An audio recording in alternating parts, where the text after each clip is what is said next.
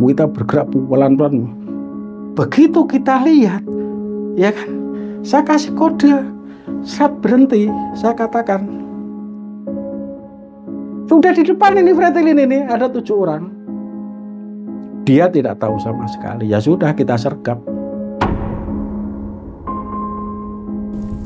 Bahkan kita pakai poin di atas sudah terdengar itu kotak tas gitu.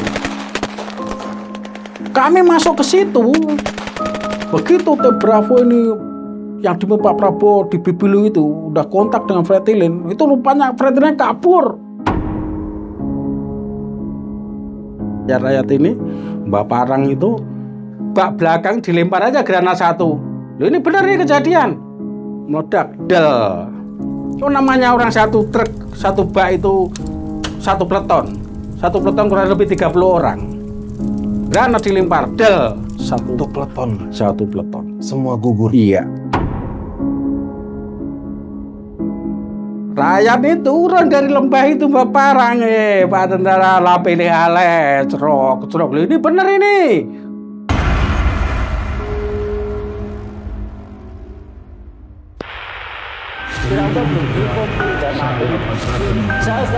Itu saya dari perkembangan dari bawah. Belum sampai kuat belum. Oh, jadi di sini ada.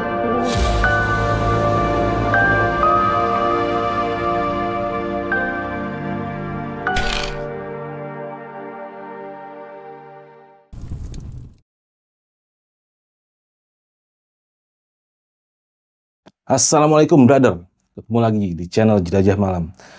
Kali ini kita masuk dalam segmen Menolak Lupa. Segmen yang mana mengulas tentang sejarah-sejarah yang pernah terjadi di bangsa kita. Salah satunya adalah tentang kisah kesaksian seorang prajurit komando, yaitu Kopassus. Beliau adalah orang yang terjun langsung di Timur Timur. Dan di kisah ini kita mengetahui bagaimana kerasnya tempaan mulai dari pendidikan sampai apa yang mereka hadapi di medan laga. Langsung aja gue perkenalkan dengan narasumber kita kali ini yang sudah hadir di studio dengan Pak Kapten Firman Purnawirawan. Assalamualaikum Pak. Waalaikumsalam Mas Afri. Sehat Pak? Alhamdulillah. Komando. Masih seger, masih gagah Pak Firman. Alhamdulillah. Alhamdulillah. Terima kasih banyak Bapak udah nyempetin waktu datang ke studio kita ya Pak ya. Baik. Pak Firman, ini terus terang kita penasaran nih dengan apa sih Kopassus itu dan bagaimana ibaratnya tahapan-tahapan yang dilewati seorang prajurit menjadi seorang prajurit komando sampai mereka terjun di medan laga. Mungkin Pak Firman sudah punya berbagai macam pengalaman yang bisa di-share ke kawan-kawan yang nonton di rumah. Untuk kali ini saya pengen tahu nih, Pak Firman awal mulanya itu bisa tertarik ke tentara gimana ceritanya?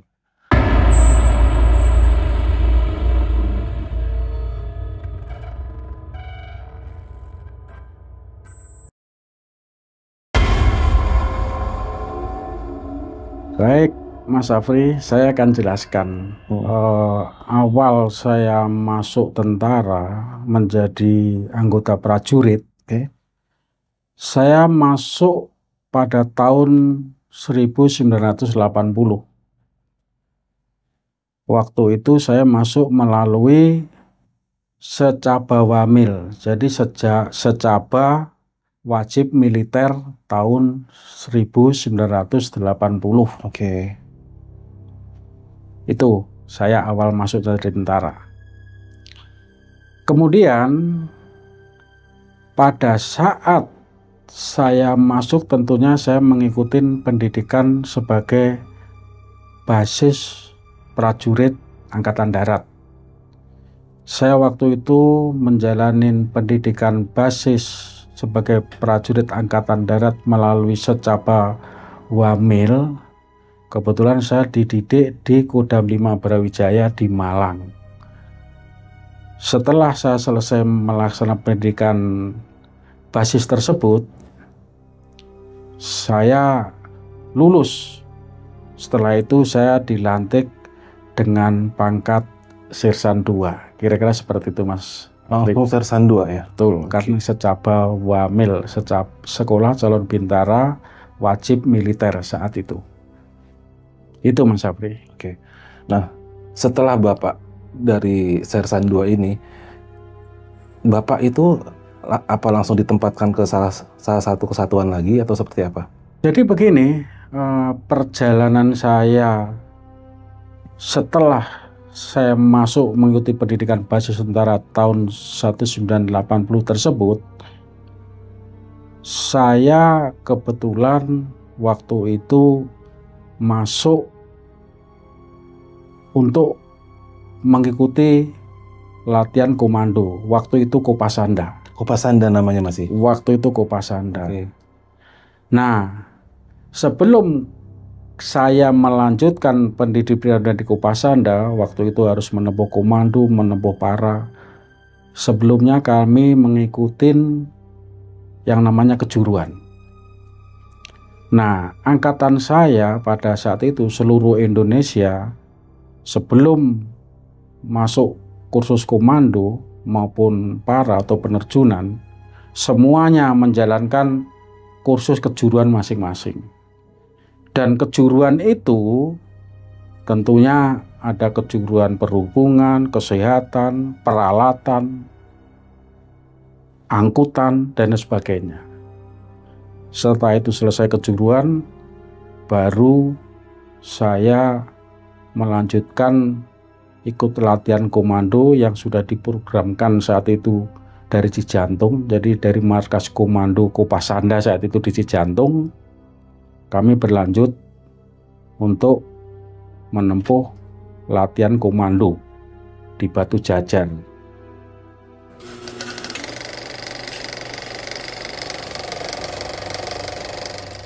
Nah, menarik nih Pak, komando ya. Bicara komando ini artinya sebuah pasukan khusus Pak ya, Ya.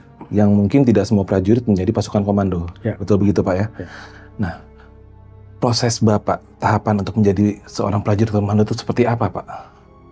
Baik, jadi sesuai pengalaman saya, angkatan saya termasuk saya sendiri dalam melaksanakan latihan komando itu tentunya latihan yang sudah dilakukan oleh setiap prajurit waktu itu, mulai dari RPKAD, kemudian Kopasanda, sampai sekarang Kopassus. Siapapun yang menjadi organik di satuan tersebut pasti mengalami latihan komando. Latihan komando ini dilaksanakan yaitu di pusaran sekitar Jawa Barat yang berpusat di Batu Jajar. Dalam latihan ini ya boleh saya katakan berbulan-bulan sampai finishnya di Cilacap untuk pelantikan penggunaan baret merah. Dalam latihan ini, latihan komando ini, komando di Kopasanda atau dulunya RPKAD yang sekarang Kopassus, ini adalah komando TNI Angkatan Darat. Jadi yang kita laksanakan itu siapapun yang masuk di satuan Kopassus yang saat ini, latihan komando adalah persyaratan yang harus dilalui. Oke, setelah Bapak resmi menjadi pasukan baret merah, apalagi tahapan yang Bapak lalui setelah itu Pak? Oke, jadi begini Mas Afri, saya setelah selesai melaksanakan latihan komando saat itu baru selesai mengikuti kursus komando, kemudian dalam lulusannya kita dilantik dengan menggunakan baret merah.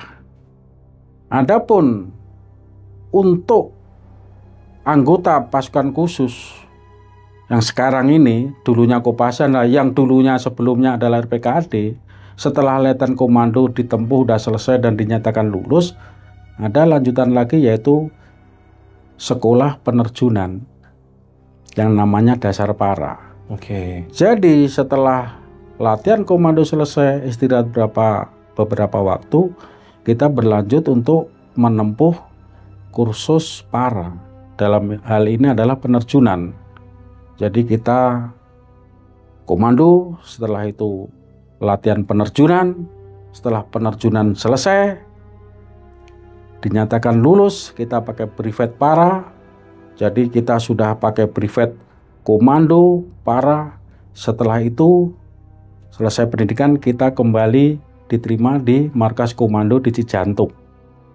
Kira-kira seperti itu. Setelah sampai Cijantung itu, apakah sudah selesai atau masih ada proses tahapan lagi, Pak? Tahap selanjutnya setelah latihan-latihan komando dan para sudah dilaksanakan, tentunya semua organik yang dinyatakan lulus itu nanti dibagi kemana? Ke satuan-satuan jajaran yang sekarang Kopassus itu ya ada grup 1, grup 2, grup 3, grup 4. Oke. Kira-kira seperti itu. Zaman saat itu waktu Kopasanda dibagi sesuai grup-grup itu. Dan saya sendiri kebetulan saat itu saya masuk di satuan grup 3 Kopasanda. Waktu itu di Ujung Pandang yang sekarang Makassar.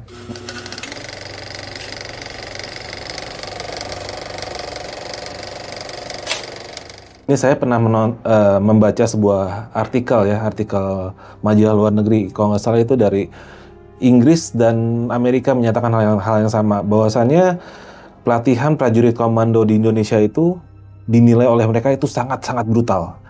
Karena apa? Mereka menyoroti salah satu teknik yang saya lihat itu disebut teknik Doper.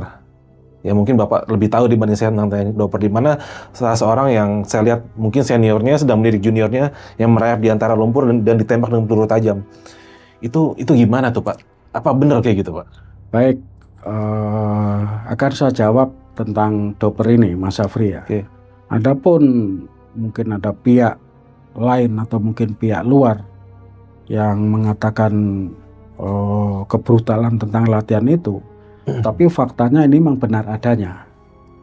Sudah menjadi standar pasukan komando kita seperti itu? Benar adanya, dan itu merupakan bagian tahap-tahap siapapun prajurit komando mesti melalui itu. Oke. Itu yang pertama. Kemudian yang kedua, dalam latihan untuk tingkat itu, pastinya baik yang melatih dan yang dilatih peserta latihan ini terlepas dari senior ya, ini bukan yang melawan, bukan senior, bukan senior. Itu yang melakukan adalah untuk pelatih ini pasti personil-personil yang sudah memiliki kemampuan penembak yang hebat-hebat. Oke. Itu pasti. Jadi di situ dalam latihan dikatakan kebrutalan itu, pastinya di situ juga semuanya sudah dipertimbangkan, dan bagi pelatih maupun pelaku itu memang benar-benar benar-benar harus dikedepankan tingkat apa? Tingkat konsentrasi, fokus, kondisi fisik dan mental, kemudian termasuk keberanian. Kenapa saya katakan begitu? Konsentrasi dan fokus. Bagaimana nggak konsentrasi kalau fokus? Ini sudah menggunakan peluru tajam. Kalau nggak konsentrasi, nggak fokus, katakanlah labil, jangankan 1 jengkal, di situ mungkin bisa 1 senti. Kalau nggak fokus, ini resikonya nyawa. Itu fokus konsentrasi. Kemudian kesiapan fisik mental. Ya bagaimana kita pelatih, seumpama sebagai pelatih yang melakukan di samping meskipun dia ini penembak bagus, penembak jitu dan penembak hebat-hebat, dan memang semua pelatih itu pasti profesional. Tapi kondisi fisik maupun mentalnya kalau nggak mendukung, pasti juga akan mempengaruhi. Kita namanya des begini kan, kalau fisik mentalnya nggak mendukung, akan berpengaruh juga, resikonya nyawa juga. Betul. Itu tentang Doper. Kemudian yang ketiga, tentunya keberanian. Kenapa saya kata keberanian? Pelatih berani melakukan dengan keyakinan bahwa itu apa yang diinginkan, udah tes, itu sudah nggak akan bakal meleset. Buktinya selama ini itu juga dilaksanakan dan lancar, aman, dan setiap angkatan komando pasti melalui itu. Keberanian ini termasuk pelakunya. Kalau pelakunya melakukan itu Kalau tidak ada tingkat keberaniannya, pasti dia juga ngededek. Kayak gemetar, itu juga akan berpengaruh. Begitu pas perasaan dia keberanian nggak ada, bisa-bisa nggak bisa bergerak atau mungkin nggak ini teriak-teriak, resikonya juga bahaya juga. Jadi penjelasan dari itu tadi, dan ada hal yang lain. Kenapa itu dilakukan? Ini seperti pengalaman saya dengan ada Doppler. Itu benar-benar kita ini bisa mengetahui, bisa merasakan. Jadi namanya proyektil yang ada di sekitar kita ini benar-benar kita bisa merasakan. Tes itu kita bisa merasakan. Tes itu bisa merasakan. Itu padahal peluru tajam. Sama seperti kita di operasi. Kalau pas kita mengalami suatu misalkan diadang dengan bunyinya tes itu kita juga persis seperti itu. Gitu loh. Tes begitu bunyinya. Makanya kita di situ akhirnya bisa menyikapi sesuai dengan apa yang disampaikan para pelatih, dan itu benar adanya. Suatu contoh, kita akhirnya bisa tahu bunyi letusan senjata, tekduk. Ini suara apa? M16. Ya kan? Kemudian tekduk gitu lagi. Ini suara apa? AK-47. Kita bisa bedakan di situ. Jadi kenapa gue bisa misalkan tekduk? Teknya sekitar kita itu berarti sekitar kita. Jadi tek dari larasannya yang duor itu bunyinya duk gitu. Tekduk. Itu bisa kita rasakan. Makanya kita di situ pun akhirnya dengan proyek yang dengan Doppler tadi kita merasakan dari situ juga, apalagi di lapangan. Jadi kita nggak kaget, ternyata coret-coret itu di sekitar kita. Dan itu benar-benar itu. Gitu. Jadi di samping kita juga akhirnya bisa menilai ini suara senjata apa, itu bisa tertanda. Seperti suara minimi yang dari FNC yang senjata mesin ringan yang pakai semacam kaleng itu. Kalau AK seperti RPD itu juga kita tahu. Duduk. Jadi teknya ini, proyektilnya itu yang di sekitar kita ini. Duknya itu yang keluar suara dari laras itu. Jadi tekduk. Itu sampai kita bisa itu apa ya, dari Doppler pun ya gitu. Lagu mereka begini itu dari ini ya tekduk. Yang sampai kita tes kira-kira seperti itu. Dan itu peluru tajam. Makanya tadi saya katakan fokus, konsentrasi, kondisi mental fisik yang prima, kemudian juga keberanian. Itu menurut saya tentang Doppler, dan itu benar adanya. Benar adanya. Seperti itu Mas. Artinya dari Doppler juga ngebangun mentalitas kita ya. Ya termasuk itu.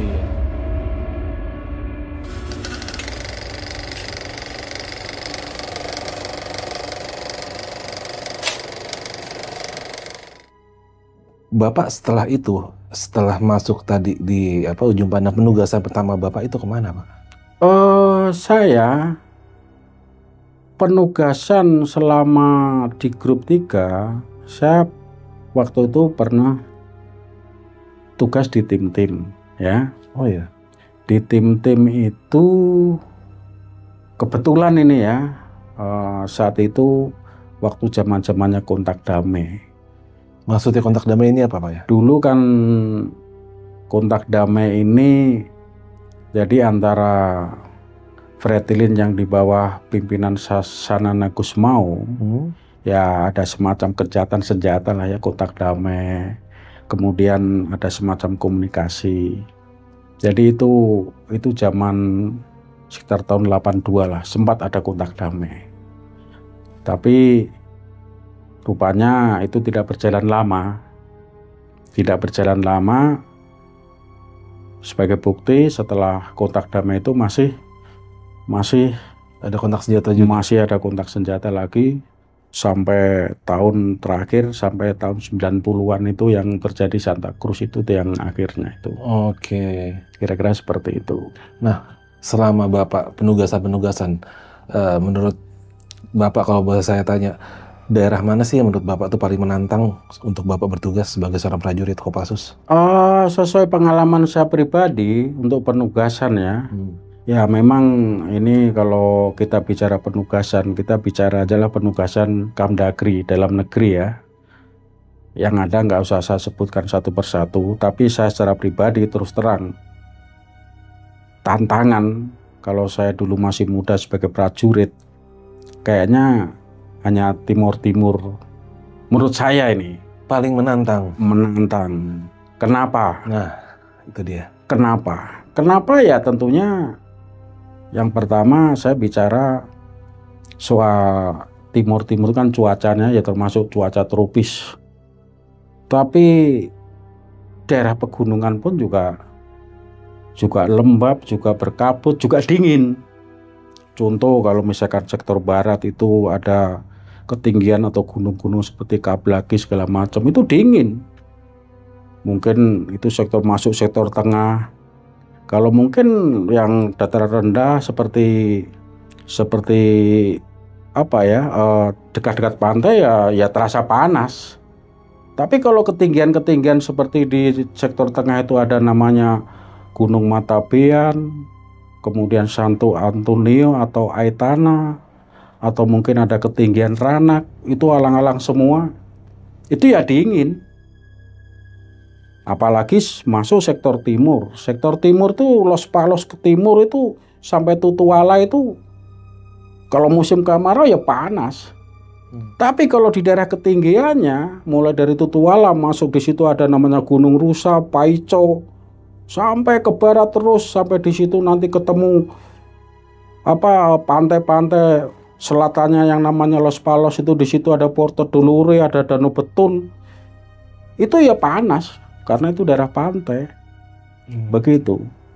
Terus Tutuala ke utara, di situ ada namanya, sebelum Tutuala ada Mehara. Mehara itu kalau masuk ke utara, bergerak ke utara melalui hutan-hutan itu, melalui apa? Oh, jalan-jalan naik turun gunung, banyak gua-gua yang di situ terkenal. Sektor timur adalah daerah batu karang. Itu sampai pantai pun juga batu karang. Sampai mungkin daerah Pantai Kom, ada namanya Pantai Kom itu kalau mau ke situ kalau lewat dari Mehara itu ya karang semua. Tapi kalau di situ nyusuri dari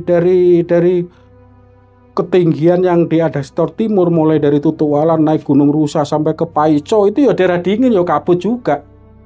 Kira-kira seperti itu.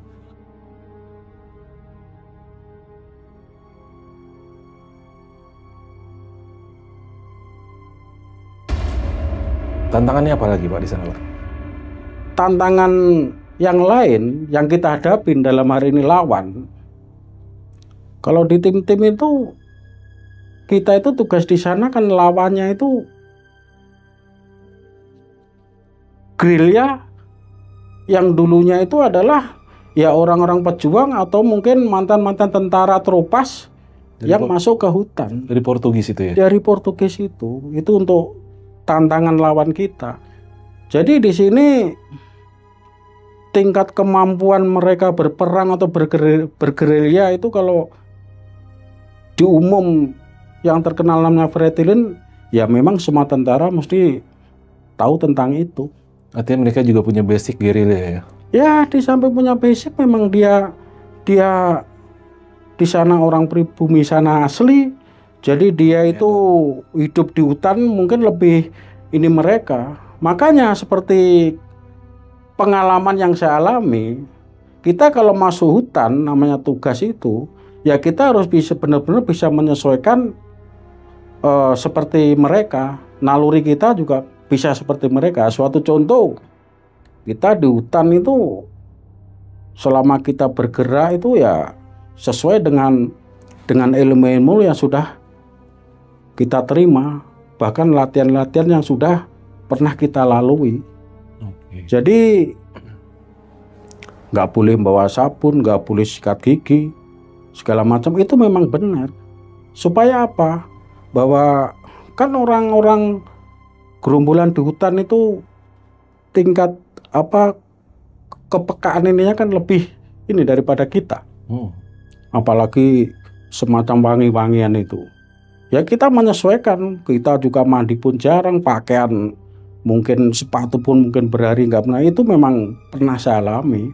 Hujan panas kita bergerak sampai sore, kemudian sore kita tinggal bruk, sandaran ransel aja sambil pegang senjata begini, sambil tidur itu sudah hal biasa. Jadi kita tidak harus dengan membuat katakanlah tempat-tempat tenda-tenda atau bivak itu yang saya alami nggak pernah itu. Ya kita kita sudah laporan ke atas, kita selesai bergerak, apalagi menjelang sampai maghrib ya sudah. Kita bagi di situ.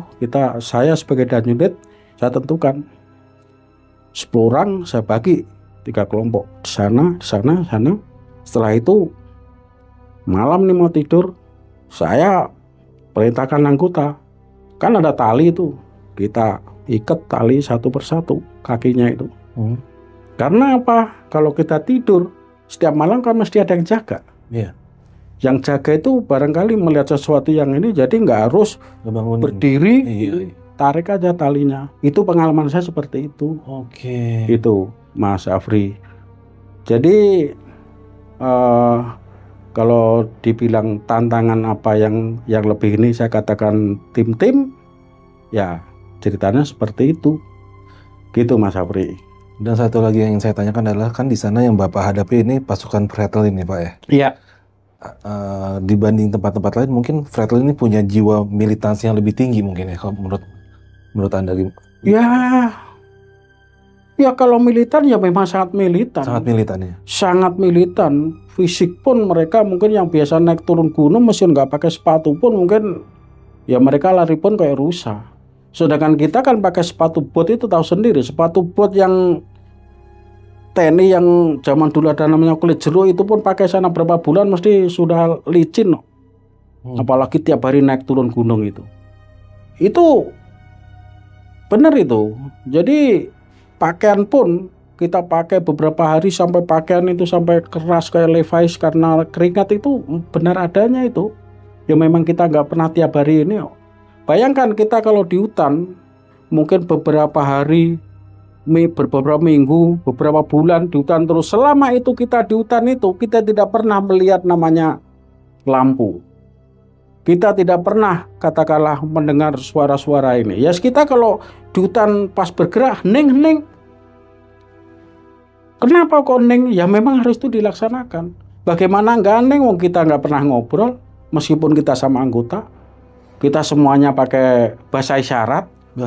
Bahasa isyarat. Paling kalau toh kita ini paling cuma dengan kode gitu aja. Setelah tahu anggota penelitian kita mau apa, kita misalkan mau ke sana, kita gunakan dengan tanda-tanda isyarat untuk merhatikan sana. Ya kita tinggal begini. Kita manggil, saya komandan unit, saya punya wakil, saya panggil wakil saya cuma begini aja. Wakil saya di sana merapat ke saya. Jadi semuanya pakai isyarat. Jadi nggak kita rame-rame. Termasuk masak pun, kalau kita di dalam hutan itu, kita juga cari tempat yang benar-benar terlindung. Setelah masak, kalau barangkali kita mau masak ya, katakanlah mungkin dipandang kita ini perbekalan kita ini harus masak meskipun kita ada BT2 atau makanan yang siap saji kaleng-kaleng itu, mungkin mau bikin super, kita pun juga harus tempat tertutup. Setelah itu pun harus kita gali lagi, kita bekas-bekas kita gali tanah, kita tanam supaya nggak ada bekas sama sekali. Itu yang kita lakukan kalau kita gerakan selama pengalaman saya waktu tugas di daerah timur-timur, kira-kira seperti itu. Artinya kalau yang bisa saya bayangkan itu, saya ngerasain Pak, yang namanya nggak bicara, satu hari aja itu udah stres rasanya kayak gini. Ya. Itu Bapak bisa berhari-hari tanpa bicara. Itu bukan berhari, bukan bulanan. Wah, itu bulanan. Makanya kalau kita lagi tugas operasi seperti pengalaman saya dulu waktu di tim, mungkin bukan saya, termasuk rekan-rekan kami yang pernah saya perjuangan, saya pikir juga nggak jauh beda seperti itu.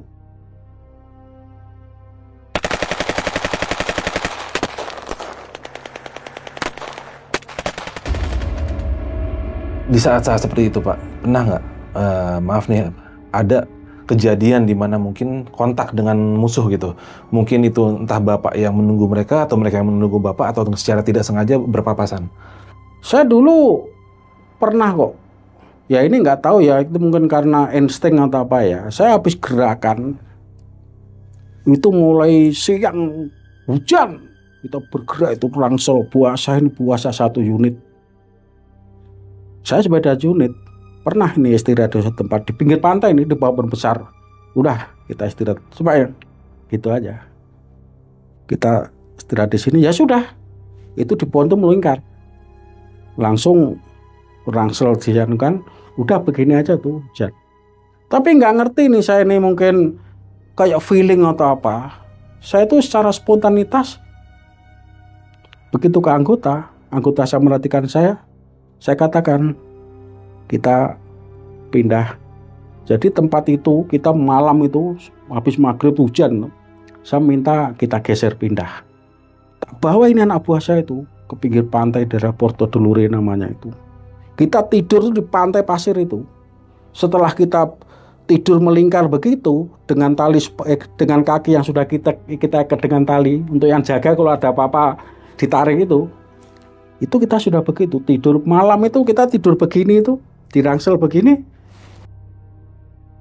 Sekitar jam 5 pagi anak buah saya yang jaga itu kalau tidak salah itu namanya Senen, anggota saya dulu ada namanya Senen. Itu yang jaga terakhir itu narik tali itu di kaki saya. Jam 5 pagi itu tarik krek kaki saya begini, saya bangun. Dia ngomong, dia begini. Ini jempol ke bawah ini berarti ada musuh gitu loh. Oke. Ya kan. Saya paham, tak perhatikan. Bener itu. Jadi di daerah pantai sebelah sana itu ada pretimbang senjata itu di pantai itu tengok begini. Oh gitu. Bener ini. Langsung tak tarikin semua ini tali-tali. Tak bangun anggota saya. Tak tunjuk 1, 2, 3, 4, 5, 6 sama saya. Ikut saya. Rangsel ditinggal. Karena anggota saya 10. Rangsel ditinggal, yang 4 nunggu di situ, saya hanya berenam. Berman saya melihat di sana ada orang tuh, ini hutan ini pantai, ini hutan lebat ini di daerah Porto Dolore itu hutan pohon besar-besar itu. Saya masuk, kita bergerak pelan-pelan melambung saya, berenam saya bawa.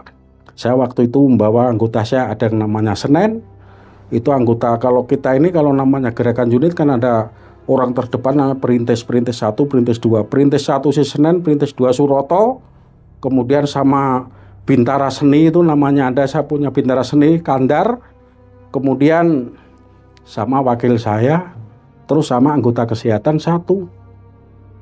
Tak bawa berenam. Kita pakai samaran itu, wes kita kayak di Vietnam itu, melambung pelan-pelan di tempat yang dia tadi nongol sana itu. Jaraknya jauh itu, masih gelap, rusak. Begitu saya sudah melambung begini, anggota saya ini sudah langsung tak kasih kode. Begitu sudah mengarah belok begini, seret, tak kasih kode, saya di tengah. Sebelah kiri saya Bintara Perhubungan saya, itu namanya Tatak Suparman.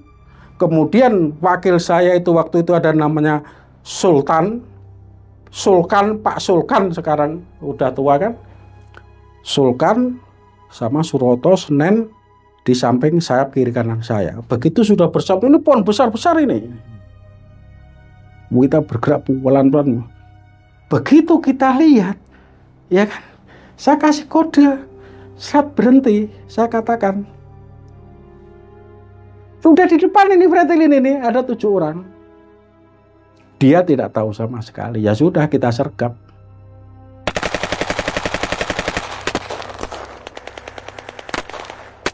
Itu ya kena. Itu pengalaman dulu. Ya kita sampai sempat dapat kilat saat itu, dapat senjata. Ya sudah. Bahkan pada saat itu, pada saat kejadian itu kebetulan unit yang lain yang sebelah kanan saya itu juga mengalami kontak. Oh, oke. Tas begitu. Itu namanya wadah tim saya waktu itu Pak Edi Wibowo, yang putranya Pak Sarwedi yang sekarang sudah almarhum. Itu kan wadah tim saya. Saya langsung dipanggil sama PRC itu, sama Pak Edi Wibowo itu. Kan Pak Edi Wibowo waktu itu panggilannya Kijang Ambon. Saya Kijang 31. Kijang 31, Kijang Ambon. Kijang 31, Kijang Ambon. Melalui PRC, saya tarik. Saya ini lagi kontak ini. Masuk Kijang Ambon. Firman, kamu harus bertanggung jawab. Padahal kita masih dalam kondisi kontak tembak-tembakan dengan pretilin gitu loh. Kamu harus bertanggung jawab. Siap Kijang Ambon. Tanggung jawab apa? Kijang Ambon. Itu almarhum Dadi. Rupanya unit yang sebelah kanan saya ini waktu itu kalau tidak salah dan unit siapa lupa, itu kejadian almarhum dari satu anggota namanya almarhum Dadi. Dan almarhum Dadi ini waktu kejadian di situ, waktu istilahnya ketiup, ketembak itu, dikira masih ikut unit saya. Oke. Jadi Kijang Ambon ini menyampaikan ke saya dalam keadaan masih posisi kontak, kamu harus bertanggung jawab Firman. Siap, Kijang Ambon. Kami akan selesaikan nih, kami lagi kontak juga. Kamu harus bertanggung jawab almarhum Dadi. Langsung saja almarhum Dadi tidak masuk di unit saya, Kijang Ambon. Itu saja begitu. Karena selama ini bergerak berbulan-bulan, namanya almarhum Dadi itu mesti ikut unit saya. Oke. Sehari itu tidak ikut unit saya. Kejadian itu. Jadi pada saat di sekitar Porto Dolores saya kejadian itu saya kontak, unit sebelah kanan saya ini juga kontak. Kebetulan yang kontak ini kejadian satu almarhum Dadi itu.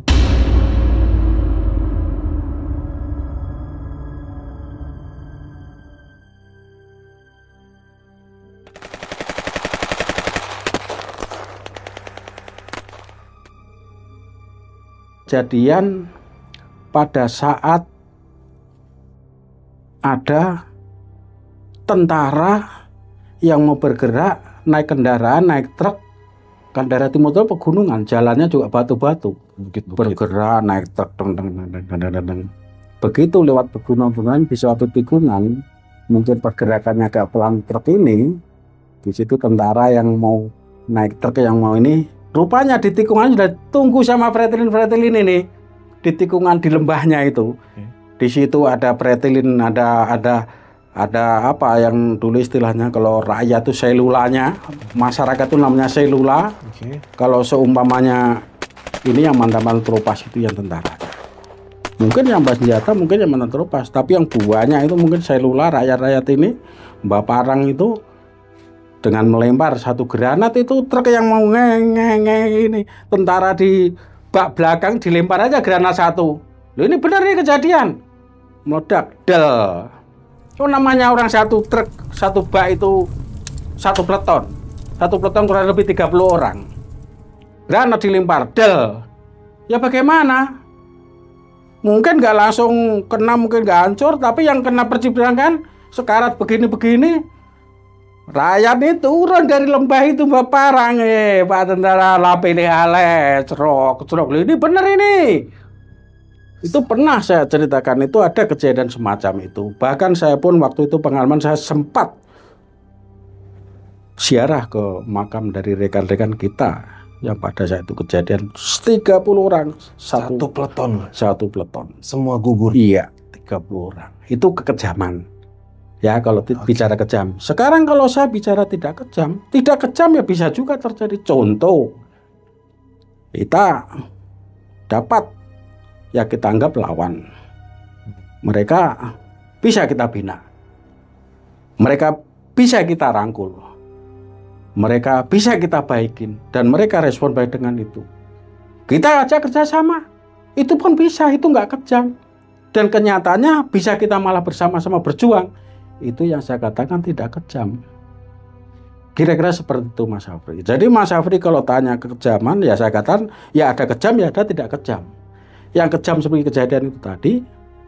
Kemudian yang tidak kejam, ya itu tadi. Biarpun mereka dulu mungkin lawan kita, tapi sekarang sudah sama-sama kita. Faktanya dia dengan kita ajak baik, dengan kita bina, dengan ini dia mau sama-sama kita. Itu kita familiar dan bisa malah kayak lebih keluarga sendiri. Itu juga ada semacam itu. Gitu Mas Afri.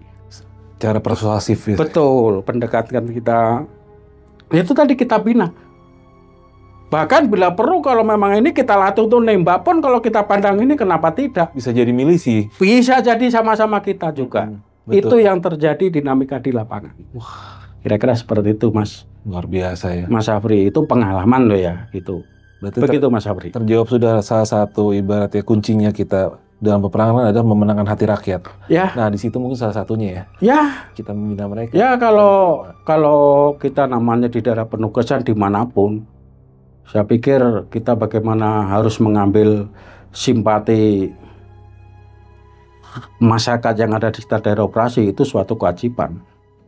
Di sini saya mungkin sedikit menyimpulkan Pak ya, Bapak mengagumi sosok Pak Prabowo ya. Sepertinya kalau saya lihat, betul Pak?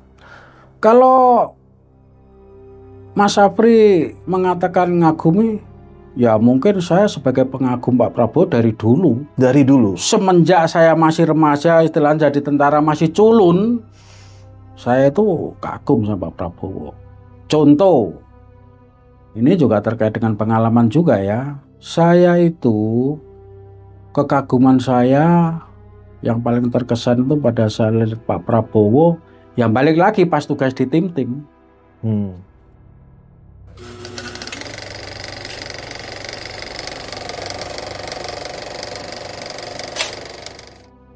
Itu sekitar pada tahun 80-an ya.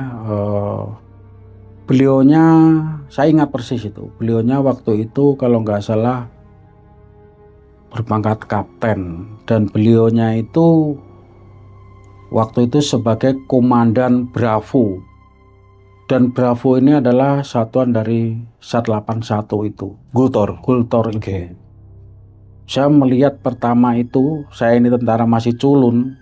Waktu itu sempat memang ketemu di hutan. Yang Pak Prabowo waktu itu membawa tim namanya Bravo. Saya lihat itu Pak Prabowo dari jauh. Kebetulan Pak Prabowo ini dengan komandan tim saya namanya Pak Emu Sugiarto kan juga termasuk sering komunikasi. Antara panggilan kami dengar. Bravo, Bune. Bune kan komandan saya. Pak Emu Sugiarto itu. Bravo, Bune. Bune masuk. Itu saya dengar sendiri itu. Sering komunikasi di lapangan itu. Nah, yang saya masih ingat sampai sekarang, pada saat itu ada namanya, pada saat itu ya kejadian, mungkin tentara yang pernah bertugas di sana pada saat itu, tahun-tahun itu, ada namanya peristiwa Kelaras. Kelaras. Itu yang pernah saya alami, waktu itu kami dengan yang dipimpin Pak Emu Sugiarto ini, yang panggilannya Bune, kemudian punya jajaran subunitnya itu yang panggilannya Badik 1, Badik 2. Saya kebetulan itu panggil saya Mbak tingkat regu, panggilan saya itu adalah Bune Ambon. Karena saya yang mendampingi Bune ini terus sama anggota saya ini. Nah, pada itu kejadian Kelaras itu, saya ingat persis itu. Kami di bawah pimpinan Pak Emu Sugiarto Bune ini, kami berada di sekitar ada namanya itu daerah namanya Dilor. Dilor itu kebetulan apa ya, itu antara posisi Dilor, Kelaras, kemudian ada ketinggian kalau kita bergerak dari Dilor itu katakanlah kalau tidak salah ke selatan atau ke utara itu ada namanya Gunung Bibiliu. Nah, kami waktu itu saya masih ingat di sekitar Sungai Dilor itu ada perkembangan di Kelaras. Sehingga di radio ramai itu. Itu antara kejadian Kelaras dan kami waktu itu masih Kopasada di grup 3. Dan kami monitor dari grup 1 juga ada sekitar Kelaras itu. Nah, di situ kejadian Kelaras itu loh. Akhirnya ada semacam pelarian orang Kelaras itu di bawah Fretilin, dibawa lari semua ke namanya ke Gunung Bibiliu itu. Warganya? Masyarakat yang ada tua, muda, laki, perempuan dibawa sama Fretilin itu. Lari ke Gunung Bibiliu itu. Nah, kami dengar di radio itu, kami monitor bahwa kami yang ikut timnya Bune ini, yang jajarannya Badik itu, kita waktu itu ada perintah sore itu bergerak langsung merapat ke Gunung Bibiliu itu, namanya Gunung Bibiliu. Dan kita sudah monitor dari arah yang dengan kita ada namanya tim Bravo yang dipimpin Pak Prabowo ini. Kita bergerak malam. dari sekitar daerah Sungai Dilor itu kita bergerak menuju ke Bibiliwi itu. Sampai pagi itu, pagi menjelang pokoknya masih inilah masih pagi, masih gelap-gelap itu loh. Subuh lah ya. Ya, itu rupanya timnya Pak Prabowo sudah masuk di situ. Bahkan kita pagi di atas sudah terdengar itu kontak tuh, tas gitu. Kami masuk ke situ, begitu tim Bravo ini yang di Pak Prabowo di Bibiliwi itu udah kontak dengan Fretilin, itu rupanya Fretilin kabur.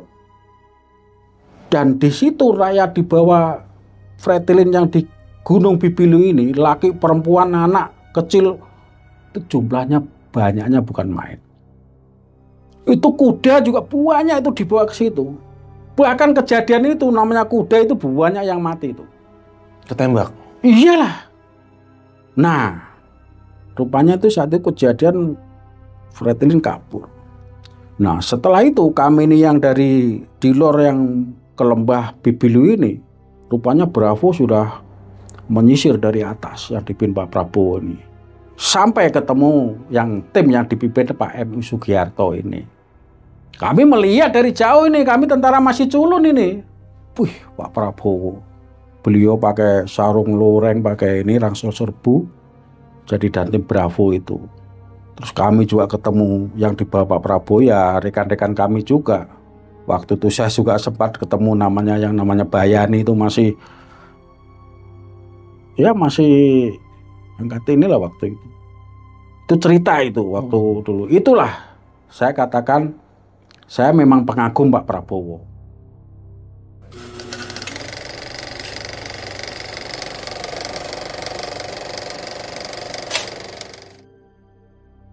Ini saya perhatikan nih, saya agak familiar ya dengan baju yang Bapak kenakan ini.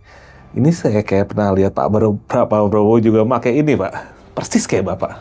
Apa benar kayak seperti yang Bapak pakai ini bajunya, Pak? Kalau ada pertanyaan itu dari Mas Afri ke saya, sekarang saya juga saya boleh dong bercerita. Boleh, dengan senang hati, Pak. Jadi begini Mas Afri, kalau menyinggung soal pakaiannya saya gunakan seperti itu, terus akhirnya Mas Afri kok ingat ini identik dengan Pak Prabowo. Ya saya langsung ngomong aja, yaitu memang identik dengan Pak Prabowo. Karena apa?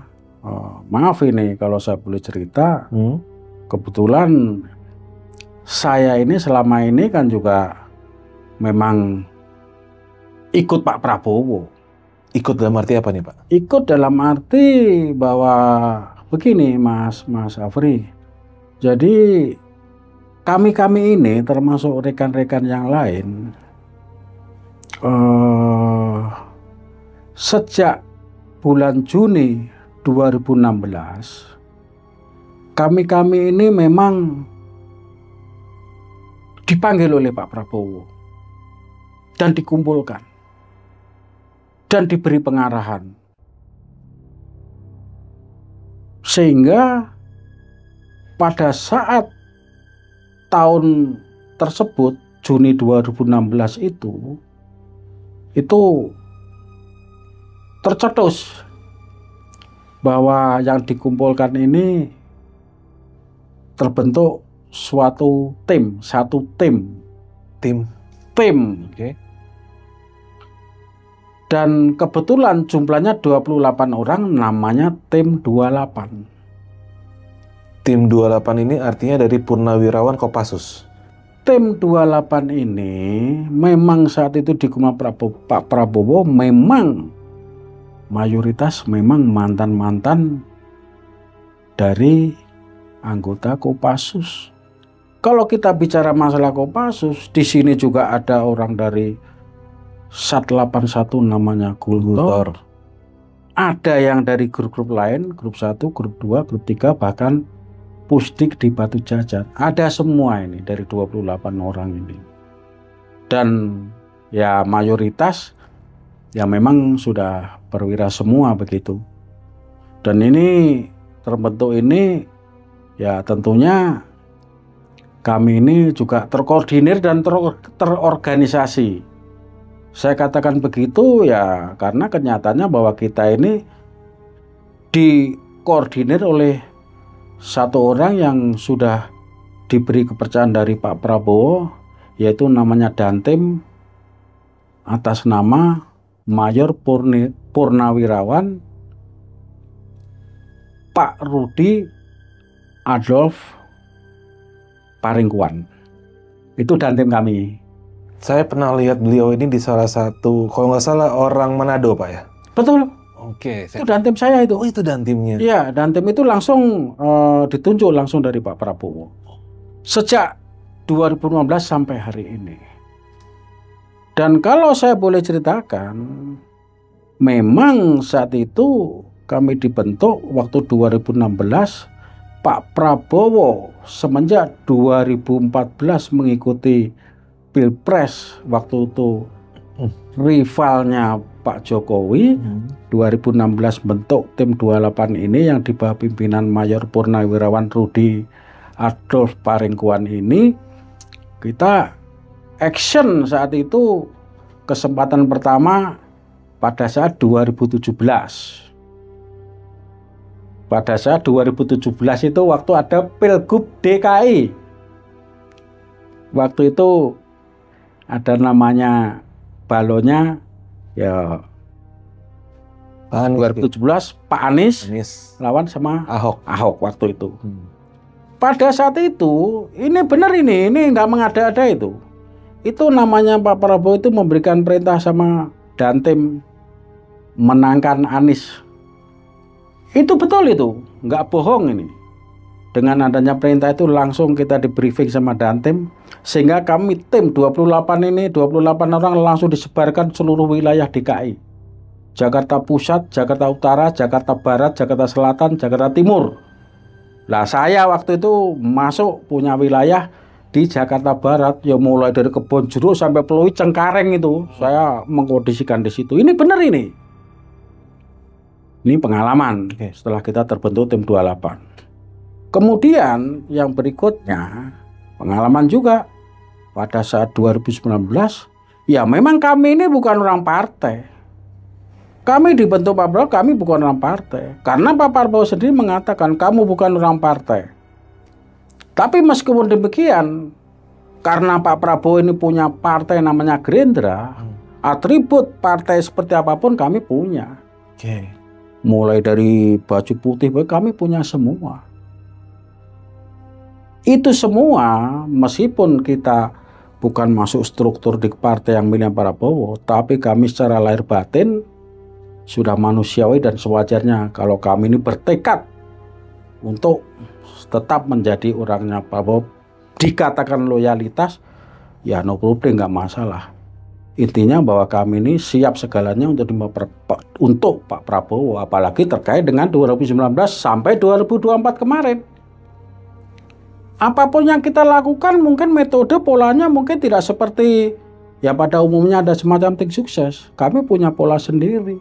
Bagaimana mengondisikan wilayah, bagaimana propaganda, bagaimana mempengaruhi orang, bagaimana orang yang ini yang kontra supaya kita counter, bagaimana itu tugas kami. Terkait dengan Pak Prabowo. Ada orang yang nyinyir-nyinyir kepada Pak Prabowo, kita kontra. Bagaimana dengan cara ya tentunya kita menyampaikan secara nalar, secara ini tidak kita kurangi, kita tambahi apa adanya. Dan pengalaman yang kita lakukan selama ini, apapun yang kita sampaikan terkait dengan mungkin kebetulan Pak Prabowo ini ngikutin Pilpres ini sudah bukan sekali dua kali, itu kami lakukan, itu pun juga sesuai dengan kemampuan kami ini kebetulan juga ya sudah tahu kondisi dalam seperti apa, ya kita masing-masing kita adaptasi semua di lapangan ya untuk kepentingan itu. Kami terus terang tim 28 ini, maaf kata ini saya katakan di bawah dan tim Pak Rudi ini ya kami sudah apa ya dibentuk bergabung, sekarang sudah berjalan dihitung 2016 sampai sekarang sudah berjalan 8 tahun. Dan kami sudah purna. Diberi kesempatan Pak Prabowo itu udah alhamdulillah. Jadi kami ini apapun, katakanlah sekarang apalagi Pak Prabowo sudah presiden terpilih. Terkait dengan Pak Prabowo sebelum kemarin pun ya kami intinya ya lahir batin. Kita siap segalanya. Ibarat kamu besok masuk comberan, masuk comberan. Kamu besok minum susu, minum susu. Ibaratnya itu kami pun siap. Ya meskipun kita dihadapkan dengan faktor U faktor yang mungkin sudah seusia ini, tapi kalau memang itu ya kami lahir batin kami masih siap. Bisa membantu semaksimal mungkin ya. Ya masih siap. Demi untuk Pak Prabowo. Nah sekarang Bapak kan sudah jadi. Ya sekarang tentunya ya kita tinggal berdoa semoga segala sesuatunya semuanya tetap lancar dan Pak Prabowo tetap dalam keadaan sehat walafiat selama nanti setelah dilantik, sampai saya yakin kami pun kalau sudah bisa melihat kami pun akan ikut kebanggaan tersendiri. Itu aja udah alhamdulillah Mas Afri. Dan saya melihat Pak Prabowo terutama waktu kejadian di tim-tim itu saya memang tahu persis Pak Prabowo ini. Itu yang pertama. Makanya saya katakan saya sebelum masuk tim 28 ini saya memang dari dulu pengagum Pak Prabowo. Sumpah ini saya pengagum Pak Prabowo. Dan kebetulan kok saya tidak ada petir, nggak ada hujan, nggak ada geledek, nggak ada hujan, nggak ada petir, kok saya tahu-tahu tergabung dalam tim 28 ini. Tidak tahu dulunya, ya akhirnya saya syukuri alhamdulillah. Makanya dengan ini kami pun sudah tekad bulat. Kami selama ini sejak itu dibentuk sampai hari masih, ya kami alhamdulillah bersyukur. Dan tentunya dengan kami pun juga konsisten. Barangkali ini ya kami pun masih lahir batin, maju terus pantang mundur dan masih siap demi untuk Pak Prabowo. Intinya begitu. Itu yang pertama kesan Pak Prabowo. Kemudian yang kedua, saya masih ingat. Saya begitu habis ngikutin seleksi Kopassus pada tahun 85. Saya kemudian setelah seleksi lulus, saya menjadi organik di grup 1. Saya kalau tidak salah sekitar tahun 89. Saya masih ingat Pak Prabowo juga. Waktu itu ada kunjungan ke grup 1. Saya masih ingat beliau Danjon 328. Dan beliau kunjungan ke situ waktu itu diterima sama yang tertua di grup 1 saat itu Pak Tagor Sihombing. Dan saya kebetulan ada sambutan Pak Prabowo ini yang beliaunya waktu itu jadi Danjon 328. Kami ini kan, ya saya terus terang tak cerita lagi, saya pengagum. Saya duduk di depan Pak Prabowo berdiri di sini. Saya tuh dengan duduk di bawah begini, sila begini. Saya perhatikan terus itu namanya Pak Prabowo. Karena kagum saya itu. Apalagi saya suka sambil membaca biodatanya Pak Prabowo. Kan semua dibagi tuh satu lembar. Saya melihat pendidikannya, bahasa asing segala macam. Buset, saya lebih kagum lagi. Itu kesan saya sebagai pengagum Pak Prabowo. Dan kebetulan sekarang saya ini masuk di tim 28 ini. Maaf kata ini saya bukan nggak ada petir, saya ulangi, nggak ada beledek, nggak ada hujan. Saya menjadi ini ya alhamdulillah kebetulan tim ini sampai hari ini yang dipimpin oleh Pak Rudi Ardhof Parengkuan ini, kami masih tetap solid dan konsisten. Kira-kira seperti itu. Artinya ini memang bisa dibilang orang-orang pilihan dan juga benar-benar loyalis Pak Prabowo ya, yang benar-benar setia dalam arti udah tidak berpikir untung rugi. Oh, tidak. Ya. Kami mah kata ya, kita bukan bahasa Jawanya bukan kemelinti atau sok, tidak. Kami harus konsisten dan ini lahir batin. Kami sejak 2016 di ini ya kita benar-benar kita konsisten bahwa kami ini terkait dengan Pak Prabowo ya itu tadi lahir batin. Kita siap segalanya. Intinya begitu. Luar biasa. Itu Mas Afri. Ini benar ini. Iya, iya. Luar biasa. Ini saya baru tahu inti dari tim 28 ini seperti ini. Karena saya cuma pernah dengar beberapa berita dan artikel tentang tim 28. Ya. Dan ternyata hari ini saya mewawancarai anggota tim 28 itu sendiri. Ya. Luar biasa. Ya, kira-kira seperti itu Mas Afri. Nah, Pak, ini saya alhamdulillah ya sudah lumayan mendapat banyak sekali informasi dari Bapak, mulai dari kurang lebih Kopassus dan pendidikan seperti apa sampai penerjunan di medan tugasnya seperti apa, dan mungkin kita masuk di fase akhir ini Pak.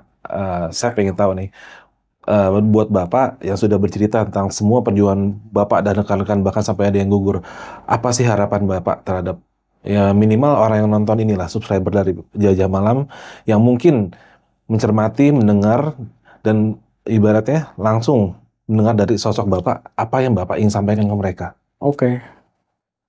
Kalau Mas Afri menanya ke saya apa harapan untuk generasi yang akan datang, ya pasti saya ini kan sudah purna tentunya punya harapan yang baik-baik untuk generasi yang akan datang. Dan generasi-generasi yang akan datang ini, yang kami harapkan tentunya yang pertama apa? Ya semoga generasi yang akan datang itu yang pertama SDM. Sumber daya manusia ini yang benar-benar harus siap, sehingga dengan kemampuan SDM yang unggul ini dihadapkan dengan perkembangan yang akan datang, persaingan ke depan yang makin ketat di tingkat global. Kalau SDM ini tidak mumpuni, ya saya akan akan pesimis untuk menghadapi era yang akan datang. Itu yang pertama. Kemudian terkait SDM ini pastinya juga juga perlu ditopang dengan pendidikan yang benar-benar berkualitas. Pendidikan ini bukan sekarang ujuk-ujuk, ya ini benar-benar mulai dari usia dini sampai perguruan tinggi, benar-benar ini harus menjadi perhatian untuk menciptakan SDM yang berkualitas. Mulai dari istilahnya pelajaran diberikan, kemudian termasuk pembimbing atau guru-guru yang benar-benar berkualitas, yang selalu disertai dengan dengan semacam penekanan-penekanan yang mengarah ke cinta tanah air. Nasionalisme sejak dini. Iya, itu sangat penting banget. Karena kalau SDM-nya sudah hebat, tapi tingkat cinta tanah airnya, kadarnya tipis, itu meragukan menurut saya. Bahaya, malah jadi pengkhianat nanti ya. Itu jangan sampai terjadi. Betul. Makanya saya katakan cinta tanah air ini, ya itu aja yang sepele-sepele. Bagaimana? Yang sepele aja. Benar-benar setiap untuk peningkatan SDM yang mumpuni, seperti yang sepele cinta tanah air, lagu Indonesia Raya. Itu bukan hanya Indonesia, itu benar-benar itu diterapkan, ditanamkan benar. Terus kemudian bendera merah putih. Itu benar-benar mulai dari dini itu ditanamkan terus. Gitu Mas.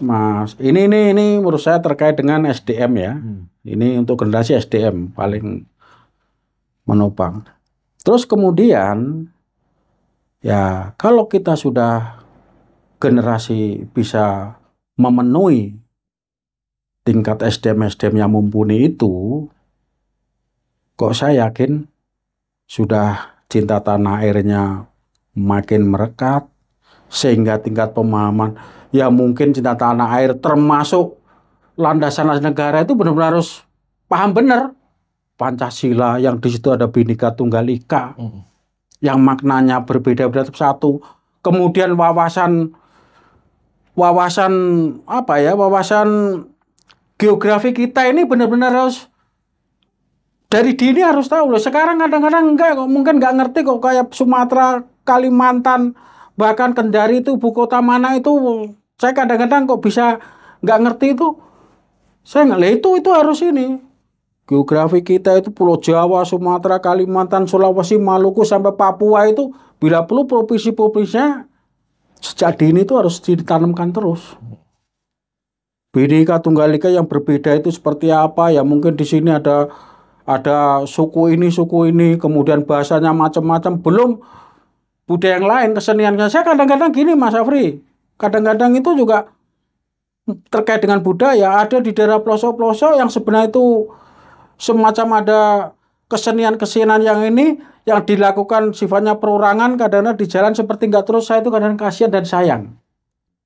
Tapi kalau itu semua sudah bisa ditanamkan dari, kok saya optimis sekali itu nanti akan dengan sendirinya tingkat tingkat kemampuan generasi yang akan datang ini untuk menghadapi persaingan yang makin ketat ke depan itu akan bisa teratasi. Tapi kalau tidak, maaf kata ini, SDM kalau tidak bisa mumpuni generasi ke depan, tapi saya yakin Republik ini kalau misalkan generasi yang kadang SDM-nya sudah kuat, akan hebat.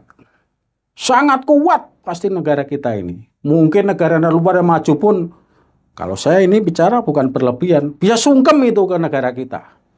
Kalau orangnya hebat-hebat dan orangnya pinter-pinter, dan generasinya tadi yang seperti Mas ini kalau pinter, tingkat cinta tanah airnya enggak ini, terus Mas Afri ini ngomong jadi pengkhianat. Kalau itu sudah hebat, cinta tanah airnya kuat, wawasan Nusantaranya paham semua, kondisi geografinya, demografinya, penduduknya seperti apa, paham semua dari kecil, kok itu yang akan bisa memupuk gerakan datang supaya generasi kita ini kuat dan sehingga ya Indonesia berhubungan yang akan datang. Kira-kira seperti itu Mas Afri. Itu kira-kira pendapat saya. Dan satu lagi, bangsa yang hebat adalah bangsa yang tidak pernah melupakan jasa para pahlawannya. Oke, brother.